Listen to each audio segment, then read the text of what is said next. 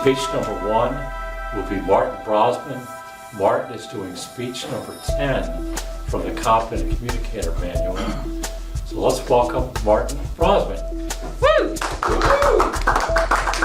Thank you. Thanks very much. Great. Welcome everybody. Today's talk is on failure and vulnerability, the doorway to confidence and competence. And it's something I explored after offering training for a number of students and realized there was something missing in our culture, and I thought this would be an important one to talk about. And what I want you to begin is think about a deciding event that actually gave you more confidence. Think in your past about this. Think of a specific time that truly gave you more confidence. And it might not just be that someone just acknowledged you alone. Something occurred, some event. I want to share an event for me that wasn't planned but still was one of these key pivotal events. I have had dyslexia in my life. I don't skim, I'm sort of a slower reader. And my whole life I was worried about a customer, unconsciously worried about a customer calling me out and challenging me for this challenge. And when I left IBM, I set up a side business doing computer support. And I was at a new customer's location who had done great research to find me. And I'm sitting there going over her computer, getting her working on CompuServe. And all of a sudden she just goes, "You can't read." And in that moment, every molecule in my body seemed to blow apart. Every form of confidence I had, whatever it was shattered.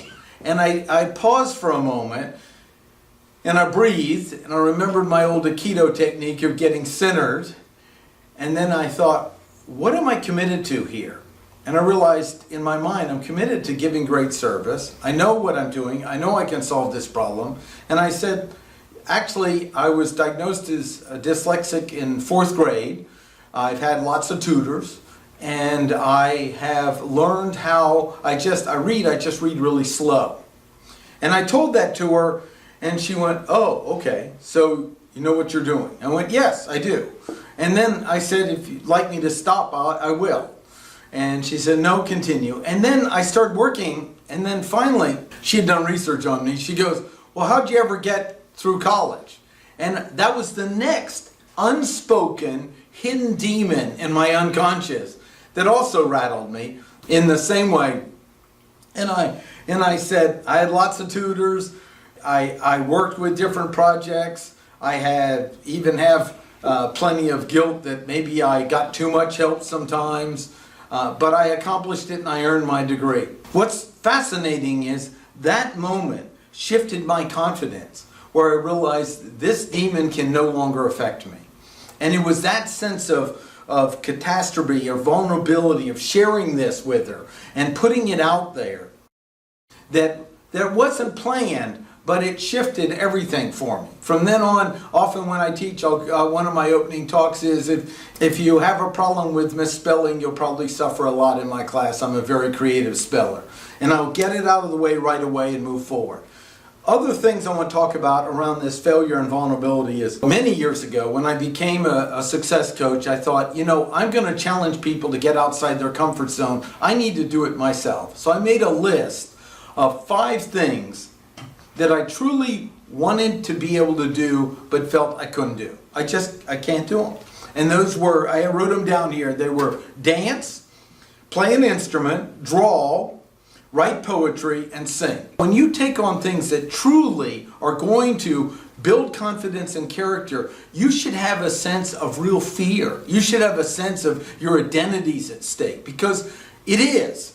One of my quotes is, most people should be anything but themselves. They'll be an upgrade, because their view of themselves is so little that they're living in such a little box in life that really fulfillment and a meaningful life is almost out of their reach. So I'm going to share, this is one of the drawings I accomplished.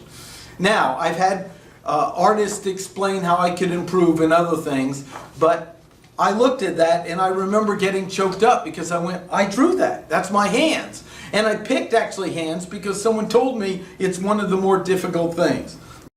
How can you intentionally do something that could build more confidence and character? And there's several steps to it. And part of them is I want you to take on a task that you'd love to be able to do that you think you can't do. Pick something. Pick something that you love to do. Now it has to have grounded in reality, like flying off a cliff without a parachute, maybe not a good idea. And then I want you to take on telling some people about it and pick a time period, 6 months to a year, and face those demons and face the vulnerability. Someone might see you fail and face the failures that occur, because see, in mastering something that builds confidence, you actually have to constantly face failure, because mastery has plateaus where nothing changes, and then all of a sudden you have an accomplishment. So if you don't stay in those zones of what I call repeated failure, you don't really get to the next level of mastery. And if you don't get to that, you don't get this real sense of confidence. So then at the end of the time period, just be real. Tell people what you did. Own it. Own the win, own the failure, and really understand that failure is a powerful tool that builds character and depth and trust. And then you can take on another one. I'm right now taking on a task of learning music. This is really trying to understand music. And so on Instagram, I have a hashtag called Martin Learns Music, where I'm sharing my own vulnerabilities of learning music. So I got a hashtag people can follow. I'm talking about questions I know and so forth. Now, if you're a brain surgeon, I don't know that I'd be vulnerable about standing in front of the patient and saying, I don't know what I'm doing today. Part of it is understanding the anatomy of that character is built by our failures.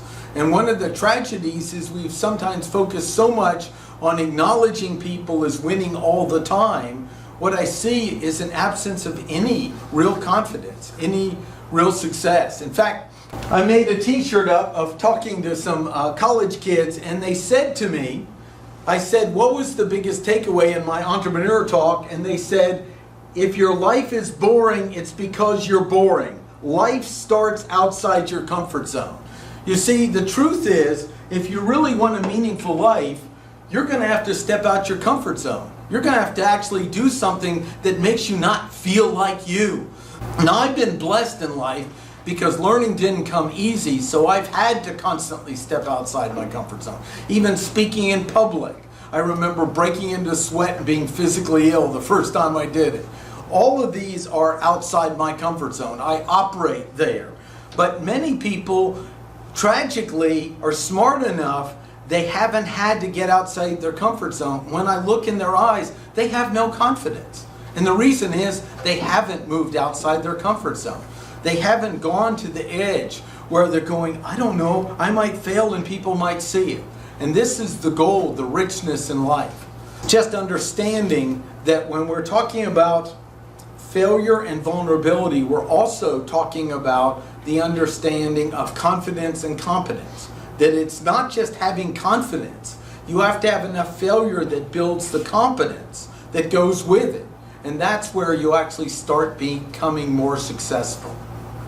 One of my favorite quotes is paraphrased by Julian Cameron that wrote The Artist's Way. If you want to find where most people's greatest gifts in life are, go to a graveyard, because they're rotting in the ground unexpressed, because they weren't willing to be way outside their comfort zone and really express them and let them succeed and fail in the world and have those experiences in life. You know, when they ask people in their deathbed, what do they regret the most? Most is about taking more risk in caring about family and taking more risk at being outside their own comfort zone. So I invite you from this to think about it and pick your project. My project right now is learning the electric bass and the analog synthesizer to see if I can actually make some recognizable music and see if I could learn to play by ear. Because people say you're either born with it or not, and I'm challenging that and seeing and sharing it online with a hashtag. I want to know what yours are. I want to know that you're doing something. I want you to make your list. You'll learn so much about yourself and life by doing this. And thank you very much.